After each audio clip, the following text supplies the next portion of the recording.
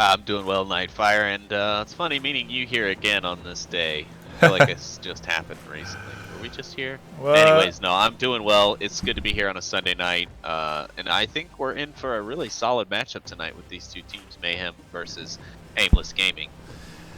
Yeah, me too. It's going to be exciting to see how both of these teams end up battling it out. And I mean, what are you looking forward to? This is the top of the top going at it right now. Yeah, so yesterday, I mean, we talked about how Bravo 6 against Phantoms, Bravo 6 was in the midst of their placement series, which is a series of 3 matchups that they get at the start of their joining to the VRML, where, they go up a variety spectrum of teams, top tier, mid, low teams, to find out where they fit in that spectrum first out of the gate. And we saw an impressive performance yesterday, but this is not what we have this evening. Aimless Gaming and Mayhem, both top-ranked, top 10 teams, both diamond tier as well. Aimless Gaming ranked number 5 right now. Mayhem, the home team for this evening's matchup, going to be ranked number 8. Now, these teams have not met before, at least not according to our history here on the VRML, but they have very similar win rates on very similar maps, so I think it's safe to say that we should be in for a good game, as we've mentioned just a few minutes ago.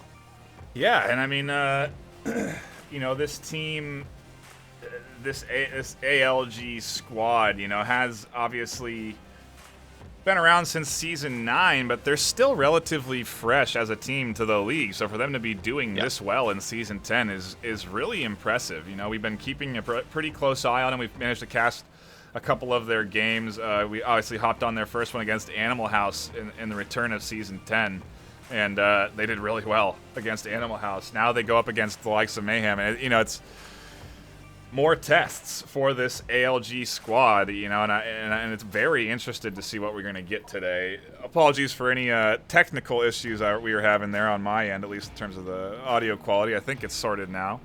You can let me know in chat, and a shout out to everyone that is in chat. Sleepy, we're going to go into the lobby soon. What are our pick bands for the day here? Yeah, absolutely. So from the home side of the field, we have a ban of Suburbia. Yes, sorry, I had to make sure I had that right. And then from the Aimless Gaming side, our away team, we have Quarantine Day version, or Q1, as some of us old dogs like to call it. So 2 maps, one we saw yesterday, another we saw banned yesterday, more than likely due to the lack of ability to use smokes right now in the league, as they're currently on a rework. But yeah, and it looks like so it should make things interesting. Some of our favorite maps out of the pool, NightFiree, but still some good ones left on the board. We might see some Downfall today. We might see some Subway. Who knows? But we should be finding out here very shortly. Yeah, and I guess just to kind of highlight, what's in play here. Obviously, with 1.8, some things have been banned. The likes of Tanker and Snowpeak are not on the table to be selected, so teams can't pick those maps. And obviously, in addition, the smoke and C4 ban in place, so it's going to be interesting to see. Sleepy, I don't know if you got any confirmation if that's if they are sticking to that ban, or if both teams have agreed to use the utility. I have not heard anything else on the utility, so I will assume, based on that they are playing under the default rule sets right now, meaning no smokes and no C4s being used. However, that was not confirmed, so take that with a grain of salt, if you will.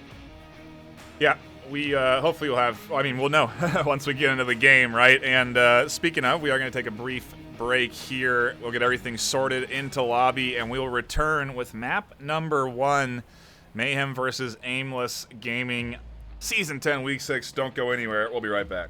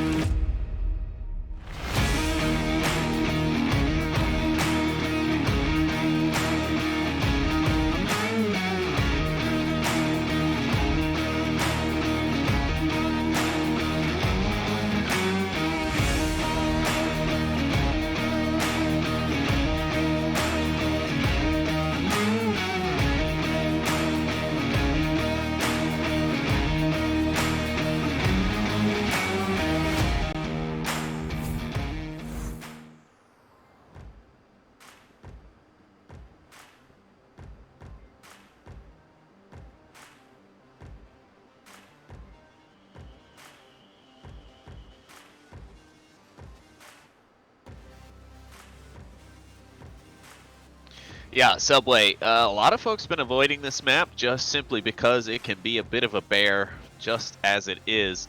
But both of these teams willing and able to jump right on in, and I'm going to go ahead and jump right on into the VR Master League website here and take a look at each team's comparative stats in here on this first map. Now, it looks like Aimless Gaming has actually played Subway more times than Mayhem.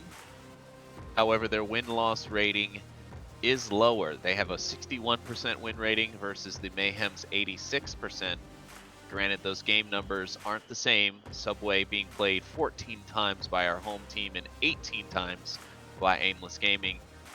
But yeah, I mean, the rounds win percentage is quite close with 67 and 57 respectively. Yeah, I mean, this first map is looking to be an all-out bare-knuckle brawl here at the first at the first site. So we'll see. We are still waiting for a couple of those players, but you know, we could also take a look at each team here. I mean, Amos Gaming is a bit new again on this block. They've come from a few previous team names in the past, but I think they wiped the board clean when they created Aimless Gaming here.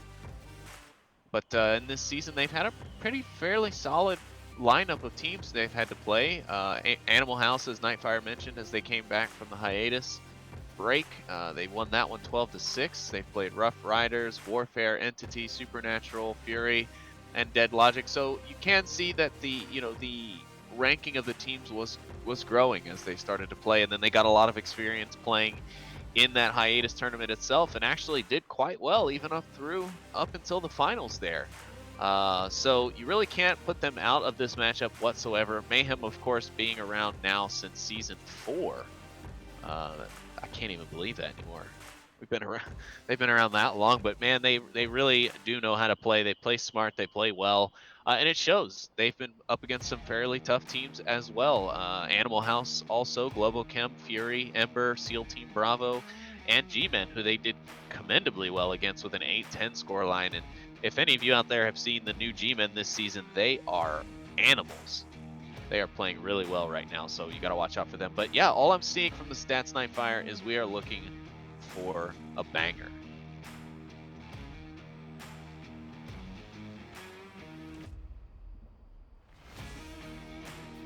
Yeah.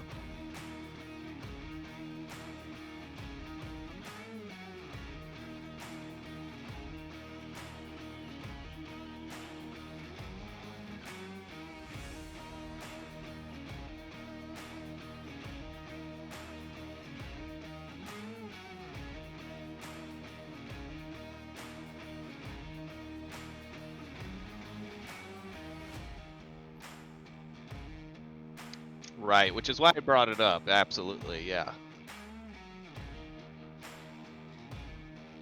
Mm-hmm.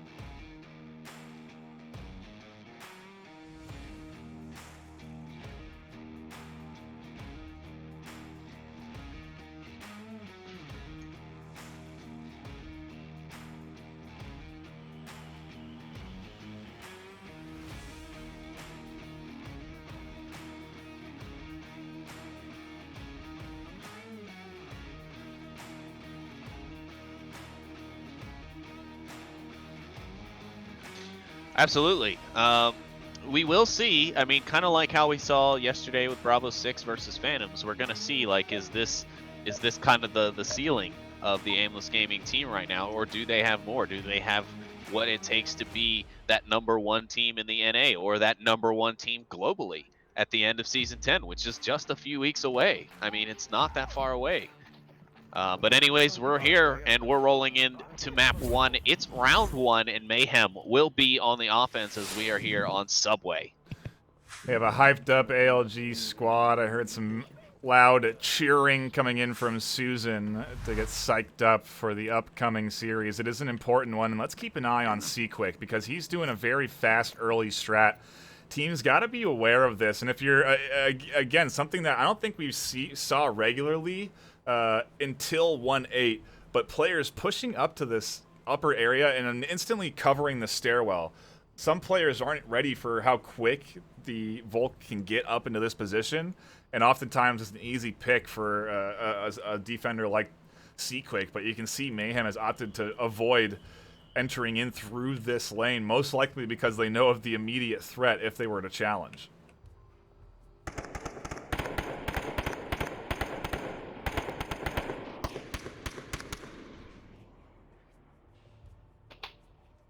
And that's interesting. Defilade putting some pre-fire down range. And I mean, again, if you want to talk about timing, he knew Seaquick could be pushing straight up those stairs and challenging that corner at any moment. So I think that's what the pre-fire was directed at, but he's now going to try his luck against Seaquick. If he doesn't toss any utility down there, it's going to be a tough entry.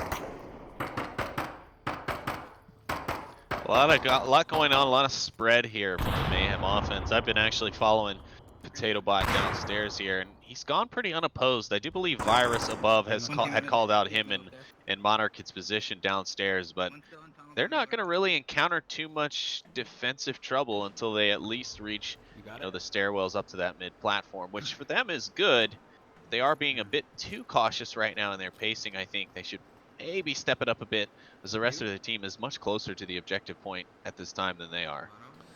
Seaquick starting to get position ready for a flank. It could be too late. To your point, he's very far away, so if he doesn't act quickly and get down here, he's going to be a loose end for the likes of this defense. Defilade is almost downstairs. Seaquick is here on his backside. Defilade goes down to 1. A solid pickup from Seaquick to kick things off for the ALG defense. Wookie ready for Seaquick around the corner. Yellow Room, he misses the shots as he comes through the door, and Seaquick going to find the refrag. That'll be a double for him right out of the gate.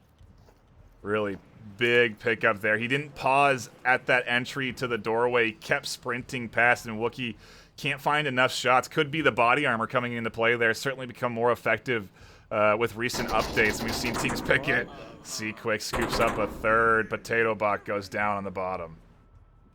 Yeah, Seaquick is just on a tear. I mean, I'm not sure how he knew that guy was down there, but he ran right to him, fired straight at him, and their Monarch had finally ending the reign of terror that is Seaquick. But not before Mayhem takes a heavy blow of a 3K loss on their end. It's now 2v4 with just 2 minutes left. They have got a hard road ahead of them if they want to take this first round. On the south side. Big denial there. He was really going off on some of those kills, and to finally deny those kills from coming through is big. James Boak's probably going to be the one we're going to want to watch since he is closest to objective, and the setup here from ALG does look pretty good. They have all eyes around the they've basically set up a kill box. Although I don't see any lasers or any guns drawn in towards OBJ, so I do wonder where Susan and Fume are looking. Maybe they're just head peeking. There's a nice shot from James. See Virus peek up. Monarch is going to test his luck peeking up the stairs. Going to go up against Fume, finds Fume, and now ALG have to rotate out. Yeah, Nardu's on that rotation, and Monarch could find him, but not before James gets shots on, and now Galax Susan is able to pick up James Boak on the refrag. Will Monarch can be able to get it in? No. Galax Susan able to win the trade there and get the point for the defensive win on round 1. Aimless Gaming goes up 1-0.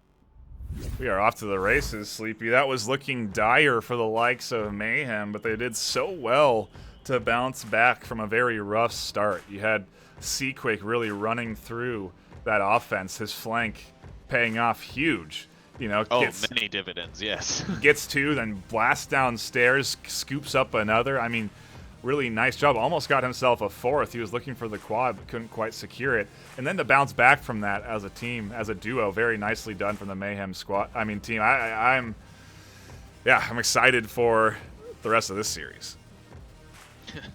Yeah, especially if every round goes like that. But absolutely, I mean, like you, I felt the Seaquick flank was a bit risky, especially after it taking so long to finally pay off. But man, pay off big it did when he finally was able to start connecting with folks. Wookie, he had the opportunity to stop that spree, but just wasn't able to get those shots on target. And the fact that Seaquick was able to come back in that same doorway and pick Wookie without Wookie getting another shot off was pretty impressive in itself. So, that whole flank was definitely key to that Aimless Gaming advantage. But again, you said it, Mayhem made a pretty impressive bounce back as well, bringing it to that 2v2 scenario. And you know, that trade could have very well been given to Monarch Kid there at the end, and it could very well be 1-0 Aimless. So we're definitely in for a good fight. I don't think there's any doubt about that. It will be, you know, dependent on the other maps, and is that a strong suit? I think these two teams are very evenly matched when it comes to stuff like though.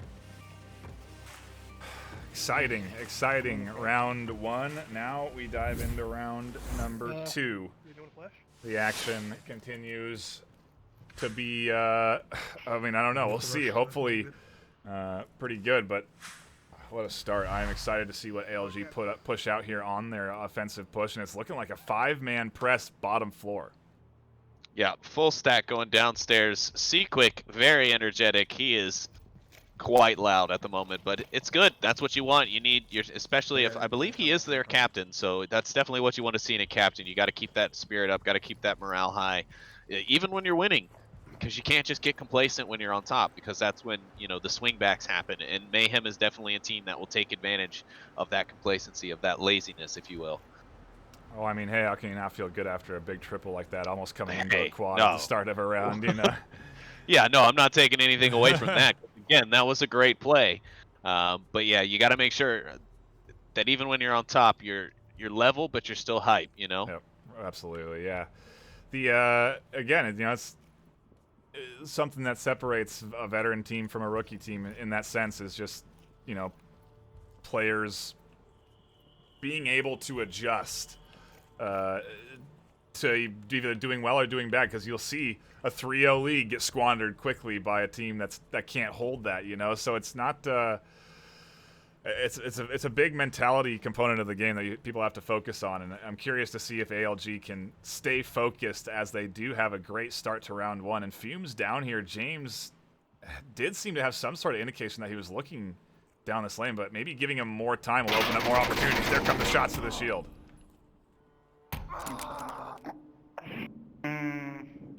A lot of activity. C-Quick still down here, still stable. Grenade coming out. James Bow going to be able to grab Fume.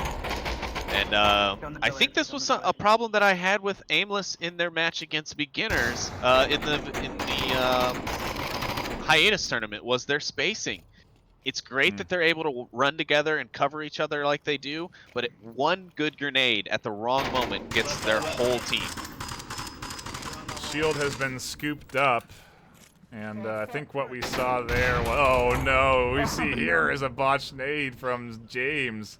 You can hear him scream in panic.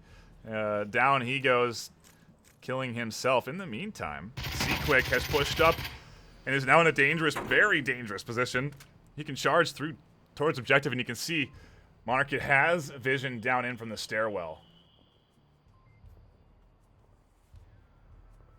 A 3v4 here with just under 2.5 minutes. Aimless Gaming looking good on the attack, but you know, a 3v4 is not a situation that Mayhem cannot recover from. I mean, we did just see in a pretty impressive, if not risky and dangerous swing from them in the last round, but they are on defense now. They don't have to move quite as much, but we do see a lot of movement from the Mayhem side. I mean, I see Potato Bot moving around quite a bit. Monarch Kid looking like he's coming back down from a rotation, or he's just sweeping back and forth there, checking those upper sides, and it's good that he does, because Monarch Kid finds the pick onto C-Quick.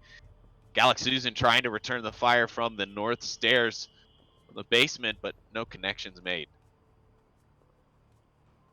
Lots of lasers drawn in there, and it's actually to their deficit. Defilade finds a headshot off the back of the shield. Virus going to swing up from the stairs. He's going to look for a piece. Potato Bot team killing Mono on the stairwell, so that's down 1. Only 2 left on defense. It's a 2v2. A great flash from Defilade. Shuts down momentum. Susan, in the meantime, is pushing Potato Bot. Potato wins that trade. It's all up to Virus in a 1v2. Wow, and there it is. There's that swing. And, man, I thought Defilade was going to get picked there by Virus. That was a long firefight, and usually when that happens in Onward, someone dies. Hardly do both players get to walk away. But a nice defensive flash from him helps him to recover, and actually helps Virus to rotate. But Virus has got a world of trouble ahead of him. He's got to make his way up from this basement in some way, shape, or form in the next minute. Well, less than a minute, in fact. And he's going to go for the most direct route possible and go straight at that objective. And I can't say that I blame him, because with this much time left, it's really all you got. It's that last-ditch effort. Go for the objective. Yeah, it's the right approach because he can get closest to objective without having to expose himself through up those stairwells. So, again, a very hard entry here. Does end up trading with Def Lady, but would also have to come out there and challenge the likes of Potato Bot. But the right move doesn't quite work out. Mayhem hang on to their defensive round, and we're trading Volk Browns apiece 1-1. Choo-choots.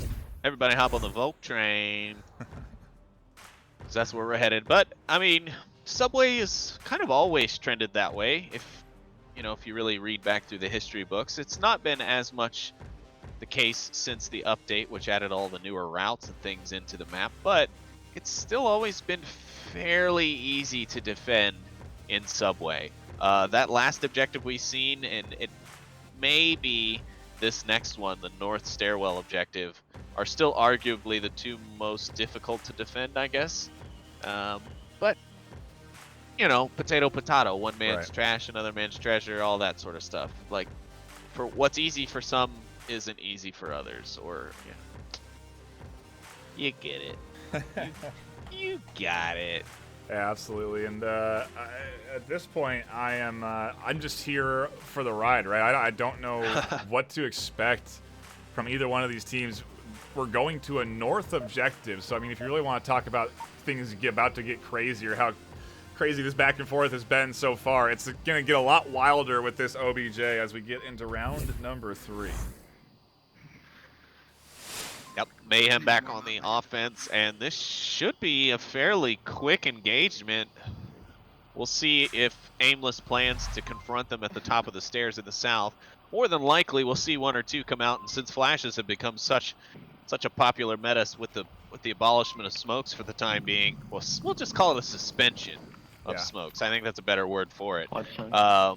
Yeah, we're probably going to see a nice exchange of flashbangs here over the first wall, and there it is, 2 out already. Third one coming over, but it's no good. It's not going to affect anyone, and Monarch is going to capitalize. He's going to grab one off the stairs. And flashes are a double-edged sword. They can give you a false sense of confidence. You can think you may have flashed an angle. They can work against you. Absolutely, and that's exactly what happened there. They assumed that Mono was flashed, but Mono hadn't gotten to that corner yet. Their flash that they tossed up and over, it didn't go up and over. It hit the top of the ceiling and didn't flash anyone. So everyone there that made this push did not get flashed out, and so now they're trying to nade out Virus. 2 great nades tossed, both of them just a bit too far, Yeah, that roll not helping out James Boak there, but as you said, 2 great tosses. Virus manages to keep himself alive. I haven't seen any rotations from ALG after that initial pick, and I'm not to say it's nothing wrong with that. They still have 4 up. They've got plenty of defensive coverage, but Virus or Fume goes down, and they could be well out of range to reach this objective in time for that uplink. Because Mayhem are not slow cappers, and Virus is going to mess up the throw on the Molotov. It hits the corner and breaks, and he unfortunately kills himself. He was not happy about that. Definitely heard a little bit of exclamation coming out from him, and Wookie's going to down himself, unfortunately, on the other side of the map as he tries to take a corner just a little too quickly, I presume. Here, flash out, pretty good. I think it might have got him. A lot of suppressive fire coming in. The center push getting shut down. Wookie shoots himself. Defileg goes down. So it all comes down to this 3-man press on the north, going up against the likes of Fume and Susan. Seaquick could rotate here, but again, you can't be guaranteed if you're on defense that you've cleared fully out that south entry. Yeah, and Wookie can still give info. I mean, he can still let them know if Quick goes for that break, right? Like, and if he does, and they manage to just suppress and overcome these 2 defenders down here on the objective, then that's not going to work out for him. And there it is. Potato Bot manages to find Fume, but Fume also grabs James Boak there in the corner. Monarch finds Fume. Now Galek Susan is down as well. It's cap time, but Quick is quick for the defense. They're not actually watching the corner, but suppressive fire now out on the corner. See Quick, Monarch and Potato Bot will trade, and Aimless Gaming will actually take the round. How did that just happen? 2 people on that corner, and Seaquick should have been the one to go down, but instead he grabs 2 at the end to clutch the round. This game is the time to kill. It's something that you just sometimes aren't used to, and that was the time to kill being a factor right there. All he had to do was swing and get one burst of his gun to get the first guy and then trade with the second. So the second managed to get the shots off, but again, not in time. The trade favors ALG, and in a very heroic save, they managed to hang on to that round. And, you know, we see with some of these top teams, very rarely going for caps, you know, and it's exactly because of those scenarios. Right now, it could be a 2-1 lead Mayhem. Instead, ALG are in this. They're going on to their Marsoc round. They're a cap away from securing map 1. Yeah, and it's still a very capable objective. No. Yeah. I mean, I'm sorry. I agree. The North, you don't think so? No, it is. Why did I feel like... No, I'm sorry. I was confused. I felt like Aimless had already gotten a shot on this objective, but that is not true. I'm just misremembering. I'm remembering all the energy from C-Quick and that last Marsoc round that they had. And it's just carrying through, so... Mono, the hero of Mayhem, 8-3 on the KD right now. Well, C-Quick not far behind with 7-3 on the side of Aimless Gaming, so definitely 2 backpack carriers on each of the teams. We are into round number 4, the North. A very, I don't know, chaotic objective, I think is the right word I was looking for there. Oftentimes leads to action right out the gate, but look at this, ALG. I'm not even going to bother to go up those stairs because the entirety of ALG is pushing underground. Yeah, that's right, NightFiree. Again, sticking together as a full squad. I like the tactic. It's definitely one that can work. I mean, squad-based movement has worked well for many different types of units and many different militaries across the world. So it's definitely not a bad tactic. You just have to be aware of that spacing, your coverage, you know, muzzle discipline, all of that stuff. You have to be conscious of everything at all. You have to be ready. You have to trust your teammates. There's so much trust involved in this type of play. But their spacing does look better in this round, so I will say they're a lot less susceptible to, you know, a singular frag or grenade. Not so much in this case, but C4 usually as well. That could take out their whole squad. This time they've got nice spacing. They've got some pretty awesome coverage, in my opinion. Nice cross-angle checks. And they're just making their way nicely across the subway. Can't really fault them for anything at this time. Yeah, it's looking good. Obviously, they're not going to experience anything until they get to this final train track. Then they're going to have to go up against the likes of Mono and Defilade, who are holding the South Cross. And this is a standard defensive strategy here where you just kind of wait for them to push you. You know, they have to cross this train track. And now Mono's getting information that there's one above him. Mono. To my right. Defilade gets one. Mono swings, finds another. Susan able to pick him up. Nardu finds a kill on the opposite side. So a trade of 2 apiece. Now there's 3 pushing in from the south. And I don't know, this is definitely, I think, the harder way to enter, to push in from the south side and challenge the north defenders.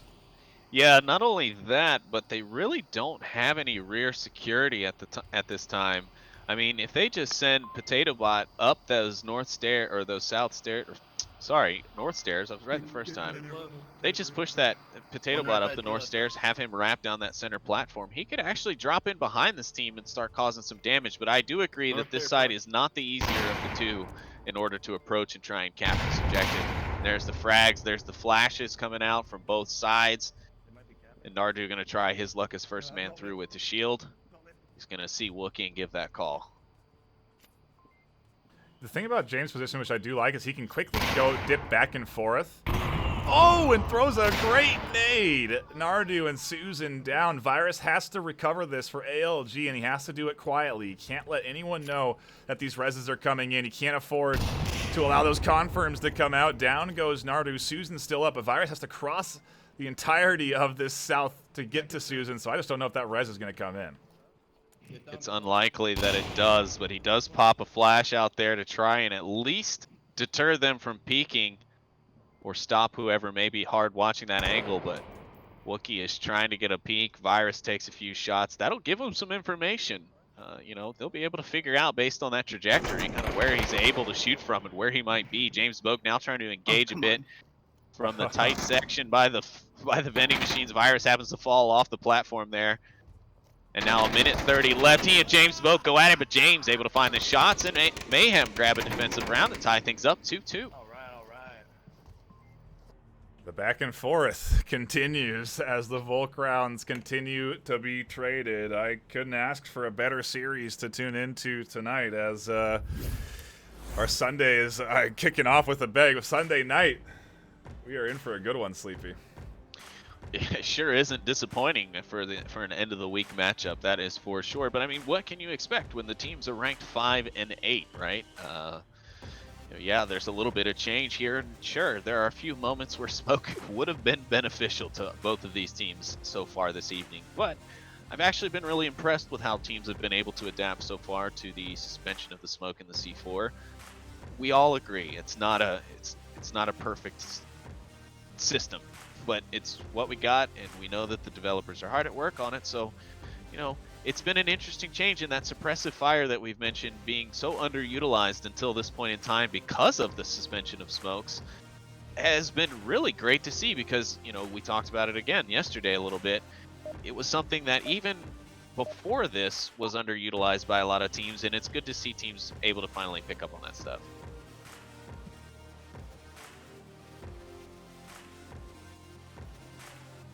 Round number 5 underway here, and we are changing now to the upstairs, or I guess the marketplace of Subway. Definitely a shift in how you attack and defend with this objective, and it's going to be fun to see how both of these teams approach it. Already, we're gonna see some quick action. C-Quick is going to challenge the fast spawn in the north.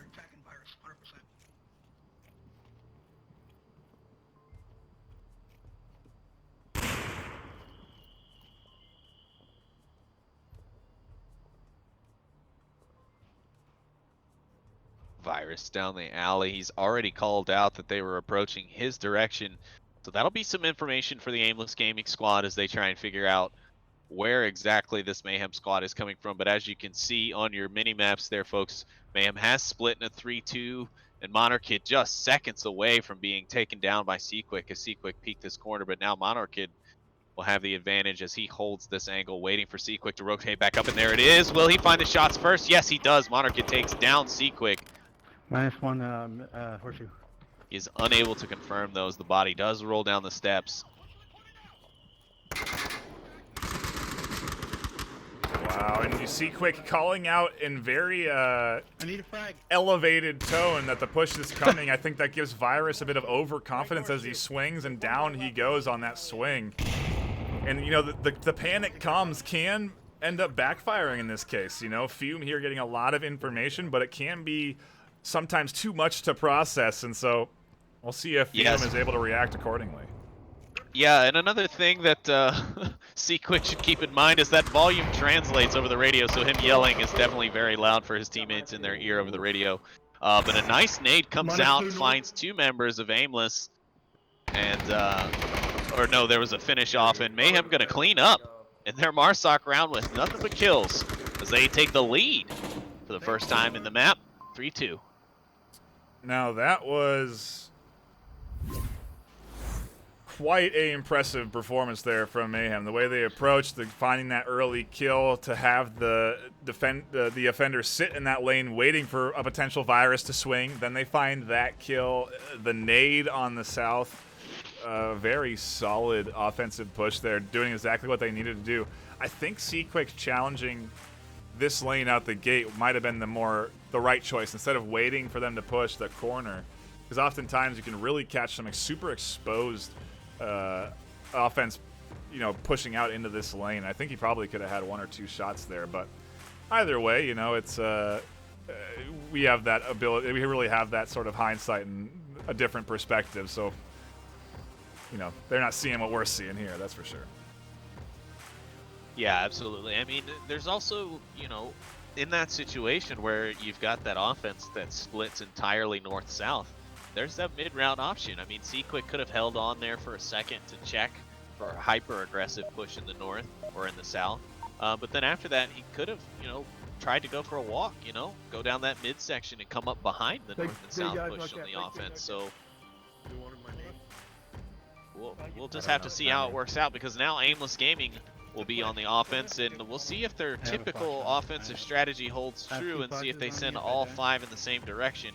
Okay. And so far, it does look like that is going to be the case, as all 5 are stacked gonna up here steal your on the loot. south stairs, and they are rolling up, leaving only 1 behind to cover a little bit of space security. Very standard ALG plays. Pushing up together as a squad. Again, presents that risk of being naded out, but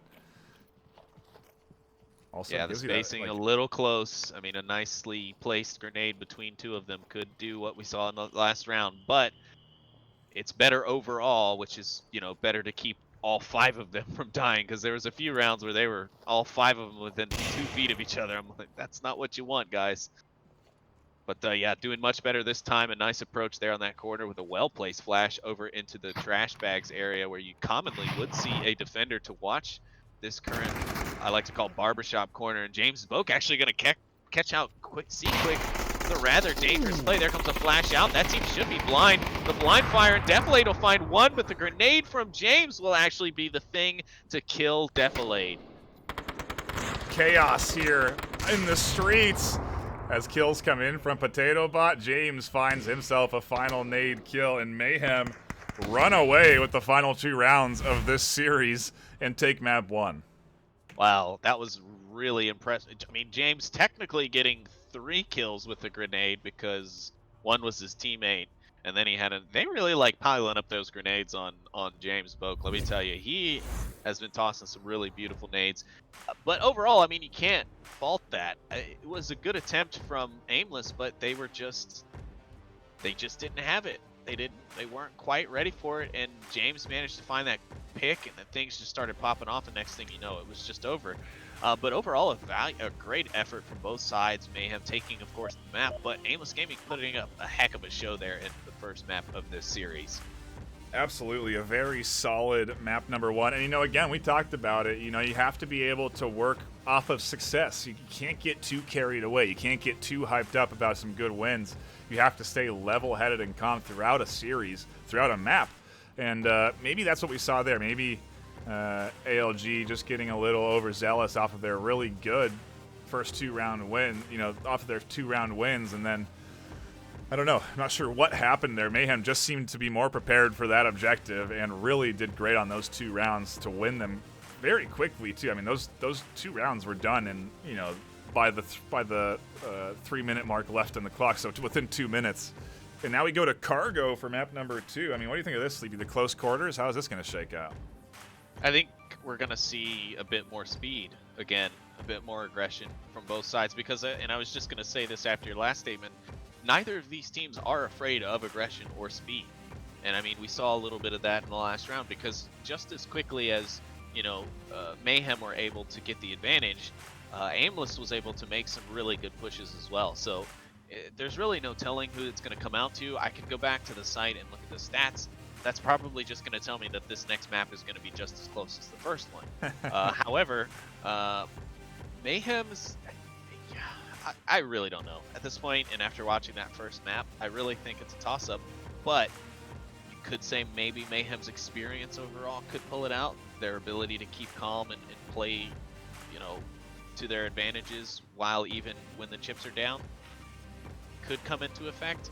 I'm not saying that's what's going to happen, but it's a possibility. That could be the determining factor, but that's impossible for me to know if that's exactly what it is. So speculating that is really kind of fruitless.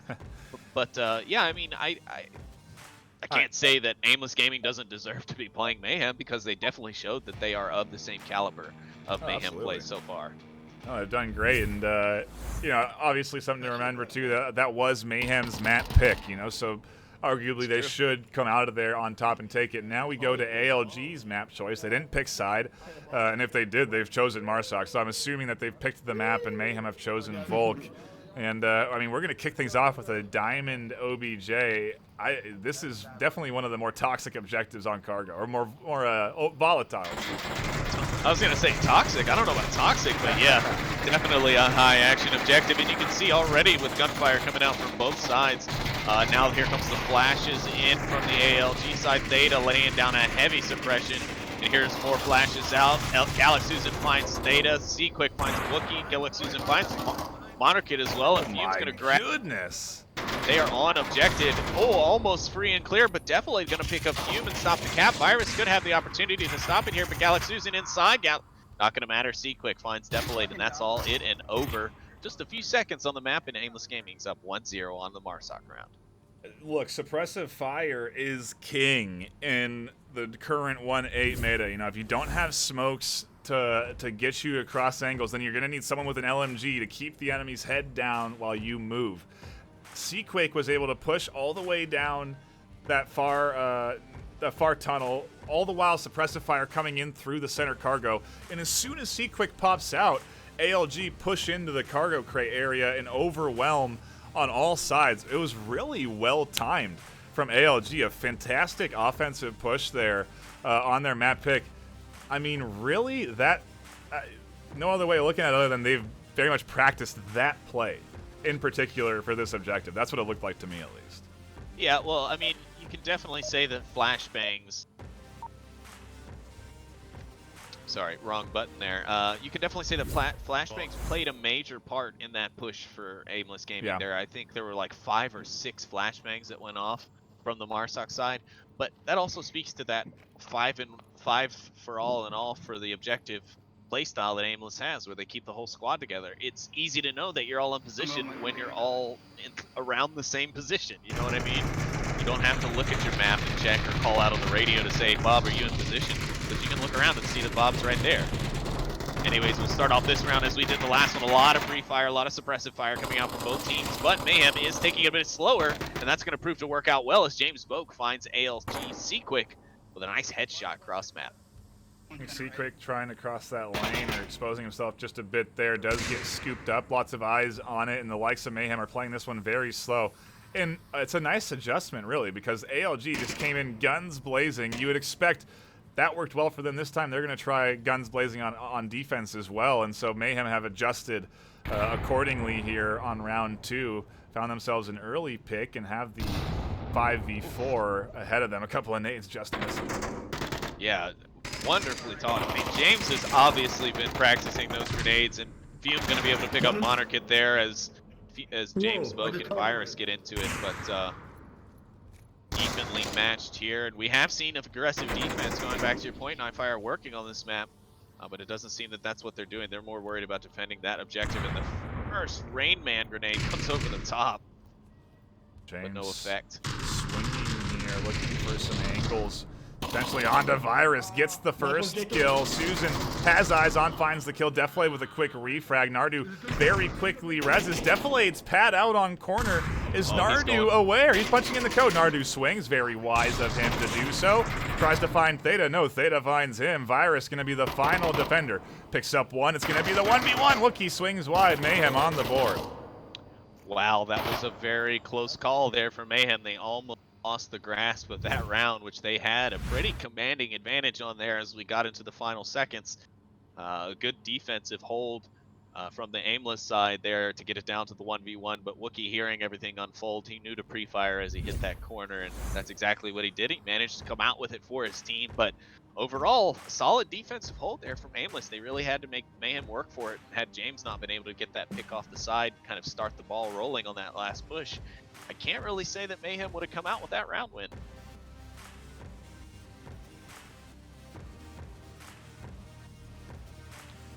So far, though, this series turning and burning. Yeah. There's no avoiding that. I mean, you want to talk about quite an impressive answer back from Mayhem. You know, coming off of a map win, sure, you have the momentum, but then to lose so strongly your first round on defense there on cargo like that, then to bounce back and get another offensive round, it's very solid of them to be able to do that and keep things tied up here, keep things pretty even keel in our second map. Well, and that's something that I think Mayhem has that I've seen in a few other teams that are, you know, up in that top 10, top 15 ranking in the leaderboards. And it is becoming a more common thing amongst teams, is that ability to remain level-headed in just about all of those situations. You know, like we said, even when you're in advance, when you're ahead. I mean, maybe once you've once you've clutched the series, you can ease up a little bit. Maybe not grip the controllers until your knuckles are white anymore, but you know, you really just got to keep that level head, keep calm, and make sure that you just get your round wins. You can only play one round at a time, so you got to make sure you get the round points, at least the bare minimum of those points each round. You can hear ALG trying to hype each other up as a squad to get themselves in the zone for the rest of this map, because they are not out of this yet. They've done good on map 1, and they are here tied up map 2, so they just got to keep going at it. Yeah, I feel like I'm seeing this go one of two ways. Either the defense is going to be pretty locked down and pretty solid here, or there's going to be a big swing and we could see a cap out of one of these teams in this next set of objective placement. Lots of nades coming out to this corner in particular. Mono's the only one there. Good flash coming in from him onto Fume. A nade. Timed with a nade. Wow, and the nade is able to actually take down Fume as he raises up his shield a little bit to mess with his equipment. Grabs the feetsy-weetsies of Fume, and that shield is gone. Just a little bit of lane denial there with the Molotov.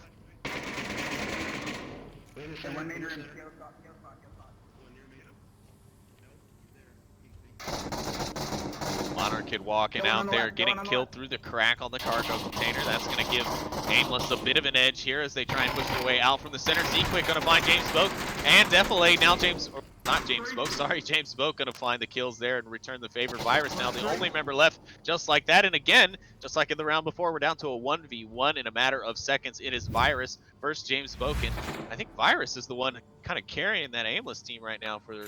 No, actually, it's not. Virus going to be shots down now. Another a beauty, but not that Italian chef's kiss, you know. So close to catching out Virus there, but he's still alive. Just for a few more moments. 3 on the clock, so he's got plenty of time to work with. But this is a bit of an awkward negotiation here. James knows Virus is here. Now Virus is able to rotate as James rotates. James catches his back as he tries to swing through the doorway and get around to the other side of the map. Keeps Mayhem on top for map 2. Yeah, definitely a bit of a tango going on there. But I mean, what else can James do, right? He can only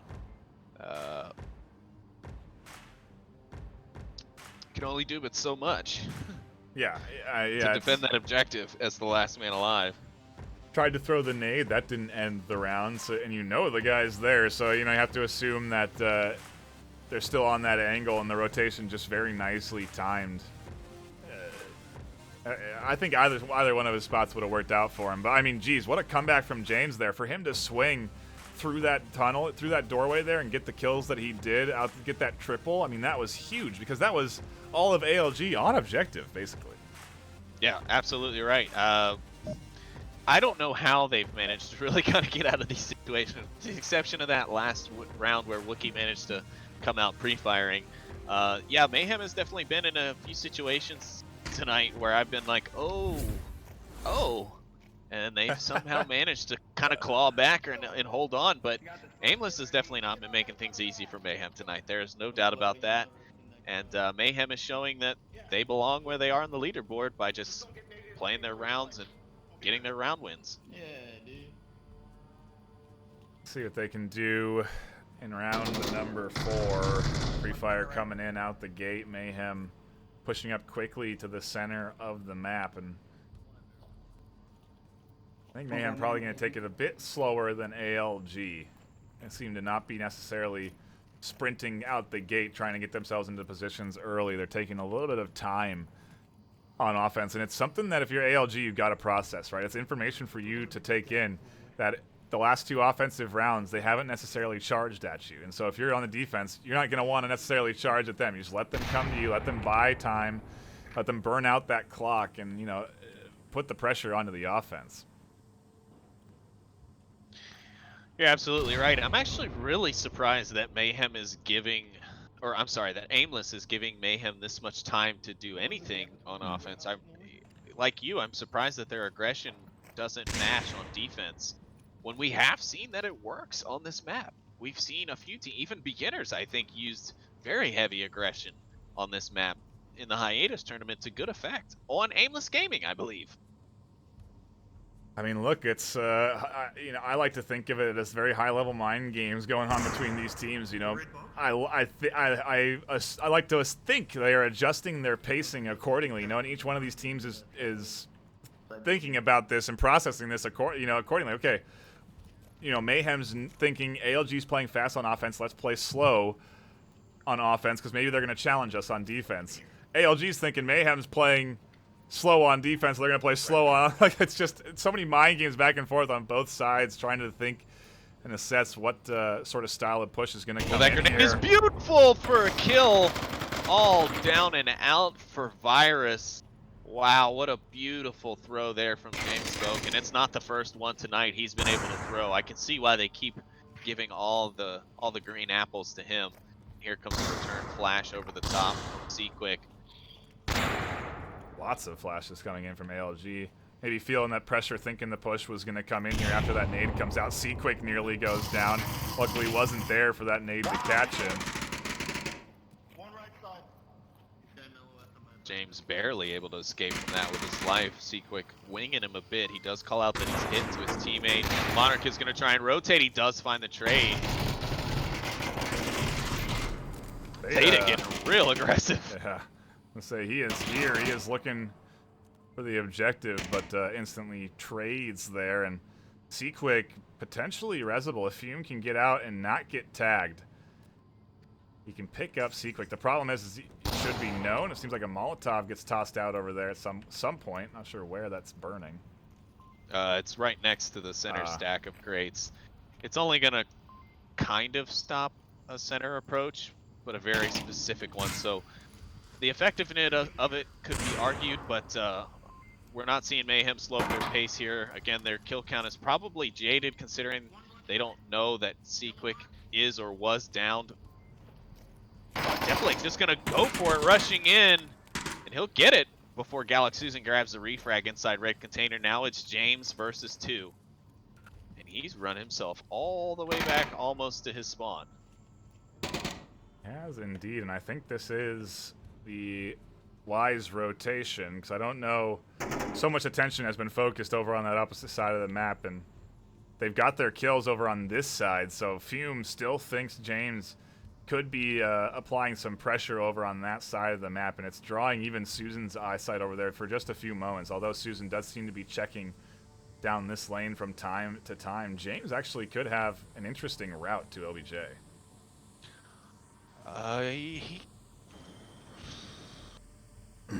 Susan's really got the coverage, though. Susan's really locked that down. I mean, he could maybe slip by if Susan got really distracted, but the chances of that happening, I think, you know, even though Susan's checking this other side where James is now looking, he's not primarily focused there because he knows that's not the likeliest of places that he's going to come from. James Boak almost sliding out there and getting spotted, but he's figuring out his positioning. And here comes Galaxy Susan on the rotation, and he'll catch James with his gun down. And ALG will grab the round, and it's now 2-2 here on map number 2. The timer definitely ticking in James's ear there, encouraging him to go forward. And just nicely timed rotation on the defense there. Ends up peeking perfectly when James's gun is down and ends up winning that trade. ALG doing a nice job to defend and keep things close again in this series. They want to take it to a best of 3, Sleepy. Yeah, it is absolutely apparent that they do not want to be quote-unquote done in this series after this map, so they are fighting back. I mean, again, we stated that this was their map choice at the beginning here, so we should be expecting them to be able to pull a slight advantage if you would choose into that against an opponent. But I think, again, if we were to look at the stats, we'd see that they were very closely matched in stats here, with some discrepancy in number of games played, just sheerly due to the amount of seasons each team has been around. So everything that we've seen tonight, I don't know how many more times I could say it in this series, honestly. Like, Aimless is proving that they are of this caliber of team.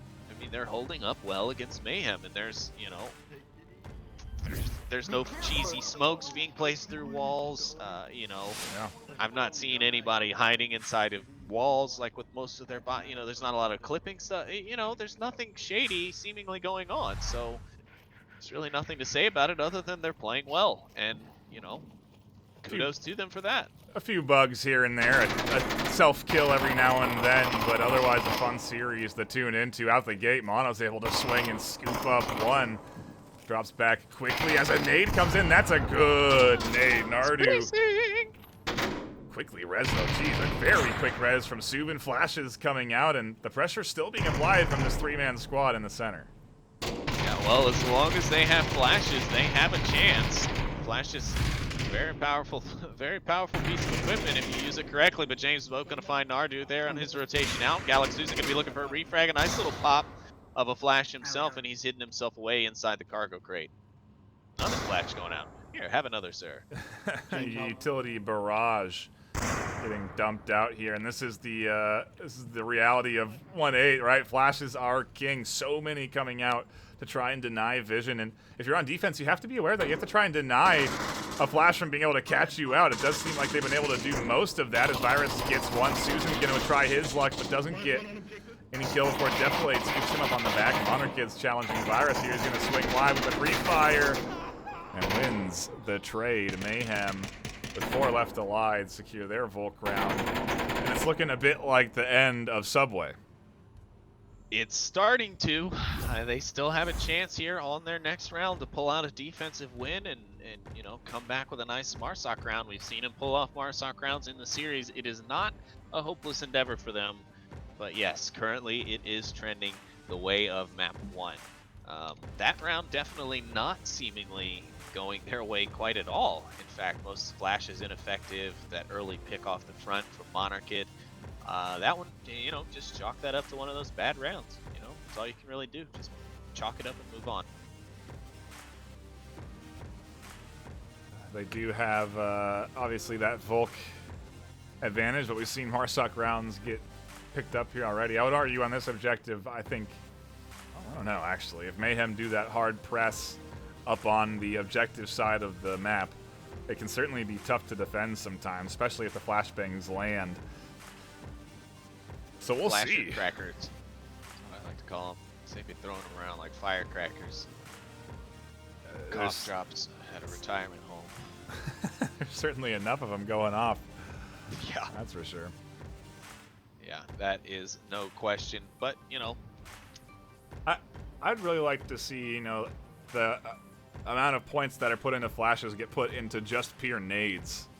You know, and just see how many, see what that looks like when you just dump a salvo of nades instead of flashes, you know?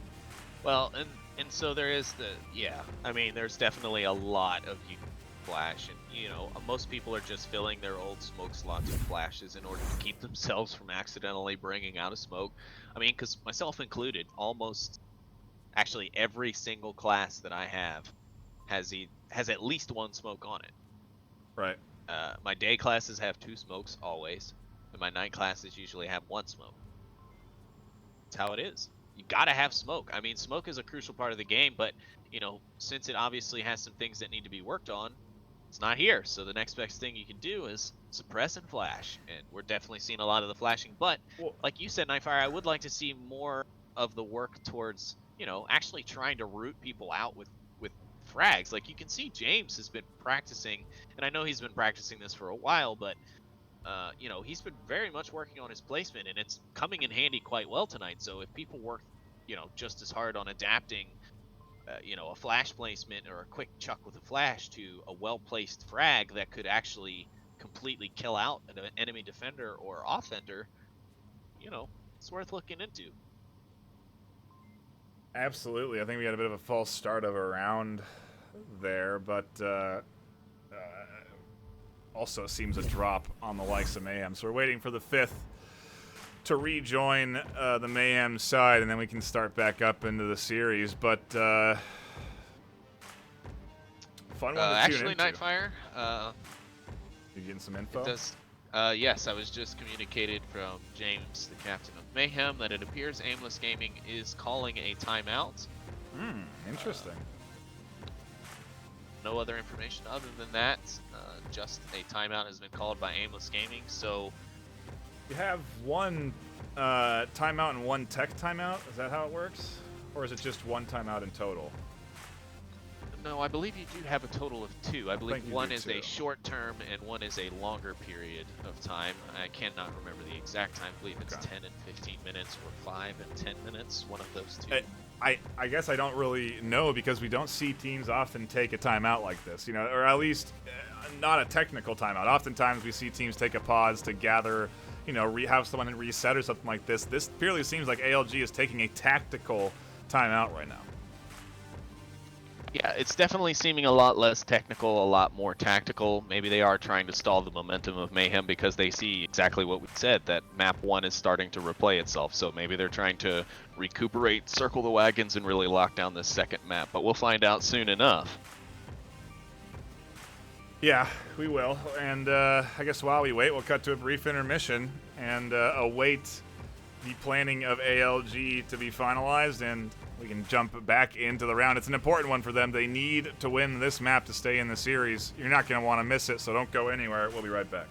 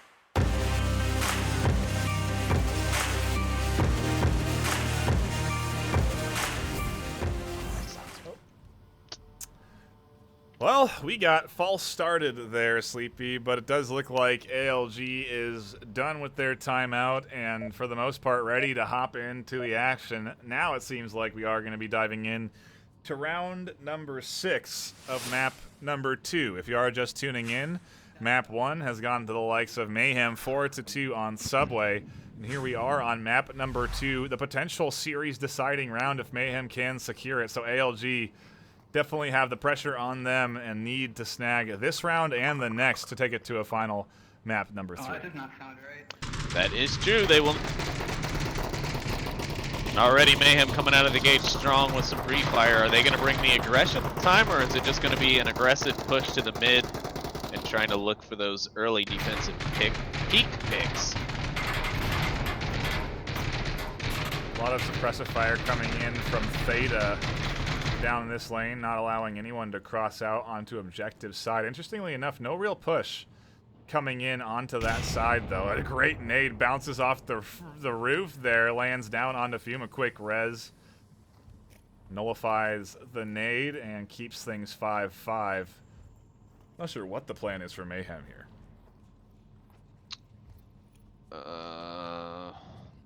I'm not sure either. I think they were posturing, honestly, at first.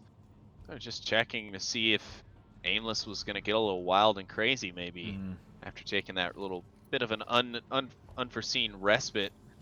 Now, ooh, a little bit of a bounce off the top girder there for James. He's not going to get that range that he wants out of that frag. And yeah, I mean, Mayhem are just taking their time here, but I'm wondering more of what's going on in Aimless's mind. I'm not saying it's wrong, because we actually saw something like this actually work out quite well. But if anyone from Mayhem manages to get past this line of sight of this fully centric defense, there's a chance that a sneak cap could happen with little to no one being able to really see it happen. Well, the sneak is going to be opened up here with Mono on the backside. Susan has to challenge him now, and Mono can't win that exchange. Tries to swing wide. Susan able to pick that up under the chaos. Deflade is able to cross and get over to objective side. It seems to be somewhat known. Theta finds another on the back, and here comes the push from Mayhem. ALG have to be ready for it. Down goes Susan. Kills himself or killed by Theta, can't quite tell. Either way, he goes down, and it's a 4v2 now. Utility starts to come in. Fume staying prone, staying quiet. Trying to pick up a couple. C-Quick goes down. That's bad news. It's really going to open up the entry for the likes of Mayhem. Fume gets one, tries to stand up and get another, but can't, as Theta is there to find the kill.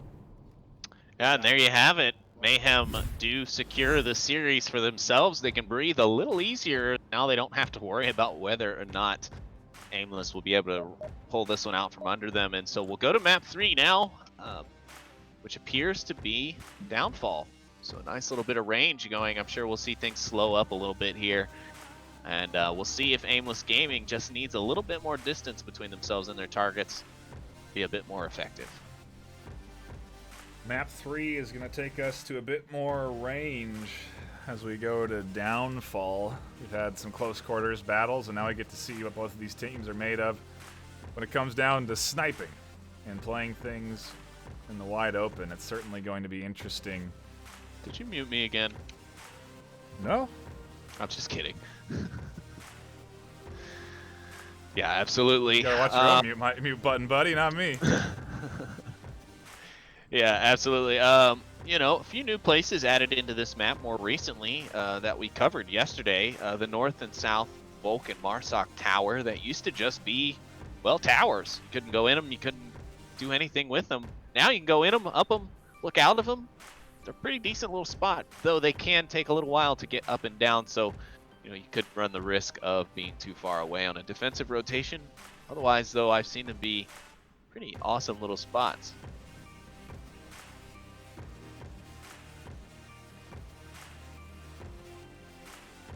Looks like we do have both teams fully rostered up in the lobby here. Just waiting on them to start it up, and we'll be underway with map number 3 in our series. Mayhem already, of course, taking the first 2 maps. Aimless looking to secure a map here in the series, keep themselves alive on the scoreboard and in our hearts. Round 1 underway. We're going to kick things off with a southwest corner OBJ, and we'll see what we get here from ALG as they go on to the defense. Mayhem's map pick here for the 3rd map, and What's the heat at? gotta wonder if we're gonna see some snipers get broken out here, or some long-range snipes come in play.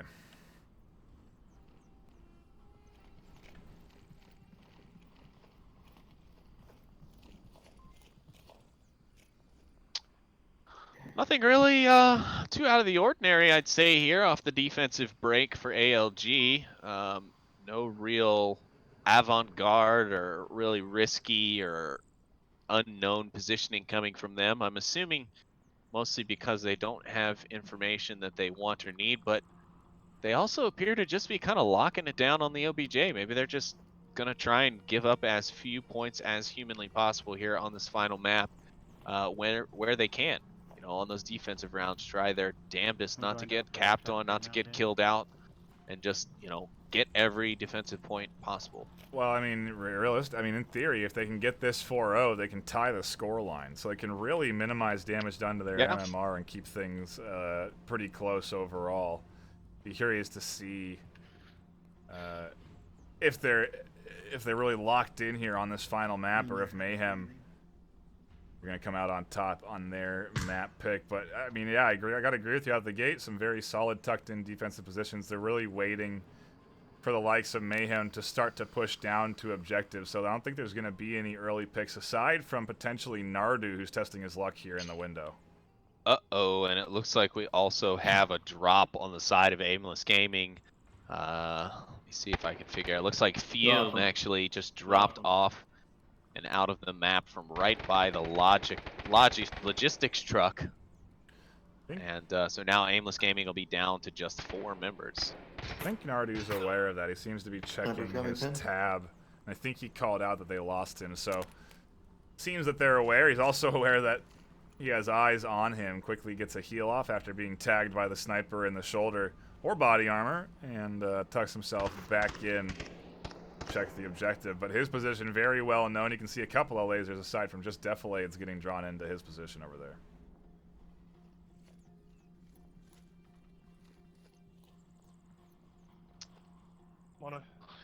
Yeah, not a lot of action. Mostly just a few suppressive and targeting shots.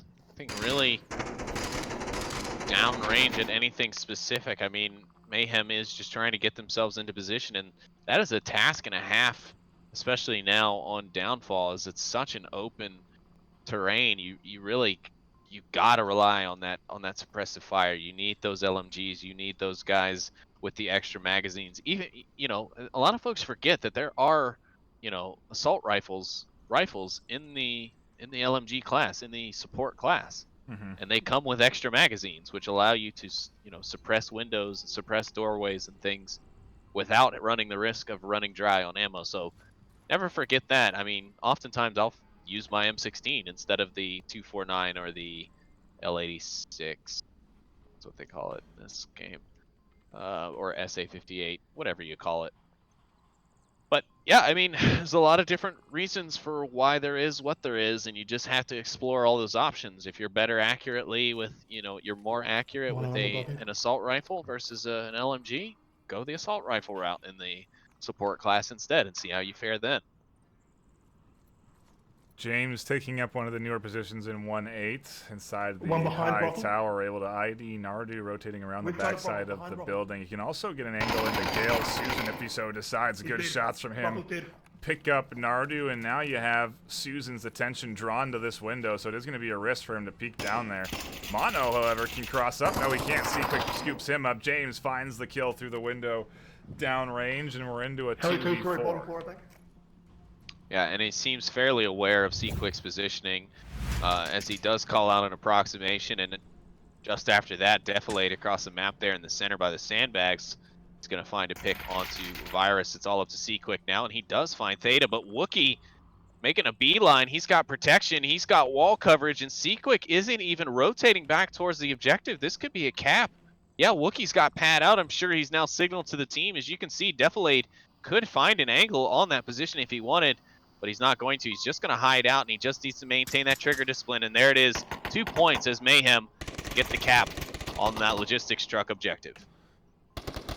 Yeah, you know, the unfortunate reality that they were down a man out the gate, obviously a tough situation to deal with, but I think ALG did their best in the circumstances that they were given, and, you know, solid job from Wookie to push up there, get that cap. Like you said, good discipline on the players to not find that final kill, even if they knew where the player was. And I mean, if you want to talk about a good way to kick off the third map for a team that's already secured 2 of them, that's certainly a nice way to start Downfall for Mayhem. Yeah, it sure is, and it makes you wonder what it will do on the Aimless side. Is it going to kick them in the pants? Are they going to be, you know, really down with that? Is that going to kind of ruin their momentum for trying to stay alive and keep some points up here in map number 3? Or are they going to just shake it off like we've been seeing them do, you know, all throughout the rest of this match with all their energy? But it seems like either Fume is just not able to come back, or Aimless Gaming is willing to just play this out as is, because the round is going to go ahead and start. We'll be into round number 2, and Aimless Gaming deciding to continue on the rest of this map, or at least this next round, without their 5th player. So it will be a 4v5 once again from Aimless Gaming. You know, we talked about it. They have another. I'm pretty sure they have another timeout. I wonder if the only thing I can think of is they don't have another timeout they can spend here, because they just did. But I'm pretty sure they have 2 timeouts. So yeah, interesting to not see them waiting out to get their 5th. You know. Yeah. Well, again, it could be something more than just them being able to join into the lobby in time, right? It could literally be this person can no longer play the game at this moment. Right. So it's hard to tell exactly what happened. And again, maybe Aimless just said, you know, it's been a long game already. We've already lost the series. Yeah. Let's just play through the rest of it and get it over with, and everyone go to bed, and you know, we come back next week. It's really hard to say. You know, we'd have to let them tell us what actually happened. But I mean, it's clear to see that they have decided to continue on as is with 4 players, and you know that is commendable. You cannot take something away from a team who is willing to play out rounds while being a man or woman down. So you know, props to them for just that sheer aspect. Yeah, I hear you. I think it's probably one of the first rookie mistakes they've really made, though, is to sort of allow this final map to just be whatever it is. Yeah. You know, to not put in that effort. It's definitely something we've seen from the newer teams. And I mean, again, all you have to do is take a timeout and dip into the reservist pool to find your 5th and try and finish out a strong here on the final map. But you know, I understand. It's, you know, again, it's the test of really having that. I don't know. I don't know if dedication is the right word, but just that little extra bit of focus on the final map, so that you can really. Every little bit of MMR counts when it comes down to it, you know. So. Yeah, it does, and you know, I think we can allow a team who's really only been around one season a single rookie mistake in this series. So I'm not going to give it to him too hard, and we don't know the circumstances of the situation. And to be fair, I don't know that I would waste a reservist time with only a couple of rounds. But I agree, you know, you should definitely try and play it out as much and as far as you can. But yeah, I you know, coming from, if you're in the top 10, you know, things, everything matters, and you're competing for a good chunk of prizing. Nardu able to pick up Wookiee on the roof. But you know, there's a decent amount on the line every game now, and especially with only, you know, 4 or 5 weeks in the season left, you don't have very many rounds to put down on the board. So either way, we'll see what ALG can do. They're into the 2v4, and they're definitely putting in a good effort here to challenge the objective. Yeah, the only problem is now it seems they are stuck in that middle house, and I'm not quite sure how they're going to get out of it without some smoke. They might be able to exit out. Virus's pick on the Monarch will definitely help them get out of there, but they're going to need a couple more because there's still 3 people able to watch both sides of that building's exit. Nardu might be able to escape out from James. Yeah, he'll get the break there, but Theta could be able to pick him up here depending on his look. And no, Nardu's going to find him, but Defilade will be on him just as quickly. And there goes the snipe shot from Defilade grabbing Nardu. James Spoke will finish that off, and Virus will finish off James Spoke. It's now down to a 1v1, and Virus has plenty of time left. He knows where Defilade is. He's going to try and get this bait shot. Well, that's information for draw Virus. And Virus is now in the open, does get up against the wall, tucks into a decent corner here. I don't know if he knows Defilade's in that window. Yeah, he doesn't know which window. He just knows which building. I think he shot at maybe a fan or something window just to make sure it wasn't someone about to shoot him. But he's got the right idea. He took nice cover there at the truck to give himself protection from Defilade's position and be able to look towards the objective buildings to see if anyone was still alive. And Defilade gonna tell Virus who is king in this house, as Virus gets a little cheeky with him there at the end of that round. Mayhem go up 3-0 on map 3. Casually approaching your defender and offering kind conversation doesn't often work in the likes of Onward. Yeah, it typically doesn't get positive reaction. And by that, I just mean you die. I don't mean that the people don't appreciate it, because I'm sure Wookiee had a good chuckle there, or Defilade had a good chuckle there as he was unloading his SKS into Virus at the end of that round.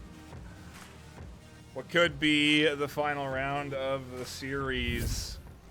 Mayhem going up against ALG, 5v4.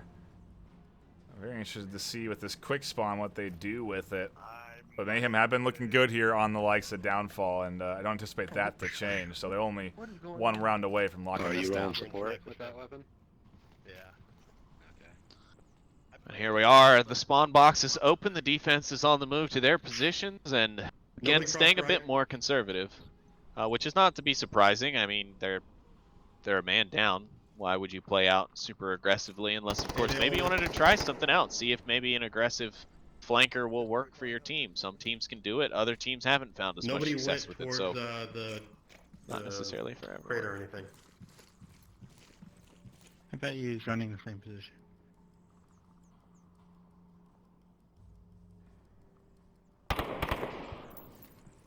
Conversation going down between Mayhem, just trying to suss out where all these defenders are going. You can see James taking some shots downrange too, and that's honestly information for ALG. They can kind of assume now that there is a north spawn because you can't get there that fast otherwise.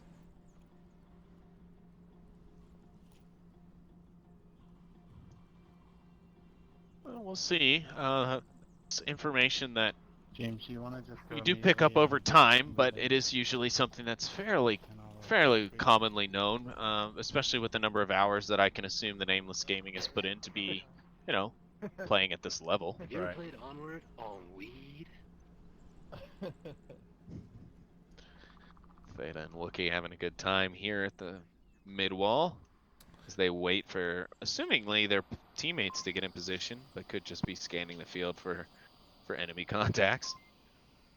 They do have LMG there ready to dump out some suppressive fire from the center, so it's certainly going to be a loud distraction there in the middle for this team to focus on, and I'm wondering when that push is going to start to come in as James suppresses over the heads of Mono and Defilade, who are pushing forward. Defilade now watching the exit, it appears, to that front attachment of that building, that little side outcropping. Nobody's in there though, so he'll have a pretty easy job. He won't have to defend that too hard. Flash out. Wookie will find Galaxuzen. -1 helicopter, 2-story, second story. Oh, they basically have Now no James. defense on objective. James can free walk up here. Quick knows their weakness in coverage, has to crash in, but there's all sorts of eyes on him. He gets Theta in the middle. James punching in the code all the while. He swings wide onto Mono. Defilade finds the kill. And that gets them the final round. They go up 4-0 on map 3 and lock in all 3 maps of the day. Definitely flexing their veteran muscles today. Yeah, I mean, it's kind of exactly as we predicted, right? It was a wonder as to whether or not the experience of Mayhem was that advantage that they needed to beat out Aimless. And from what I could see this evening, that does appear to be what happened.